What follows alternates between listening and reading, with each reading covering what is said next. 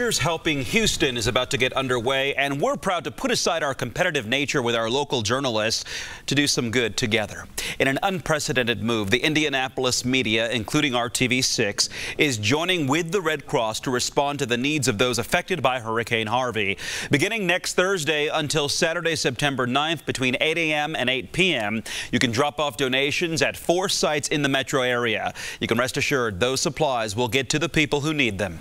That it may be a 2 or 3 week turnaround before we're able to get those supplies in because roads are still flooded. Our volunteers, some of them are still being transported by high water vehicles and helicopters. So when you think about the Red Cross trying to move items in, there certainly are logistical constraints, but that's what the Red Cross does. We'll work past those. We'll continue to meet the need and get these supplies in just as soon as we can. The items the public is being asked to donate are bottled water, packaged snacks, juice in non-glass containers, baby wipes, and diapers. There are 4 spots around town where you can drop that off. We have that information on how to do that on the RTV6 mobile app and at our website, theindychannel.com.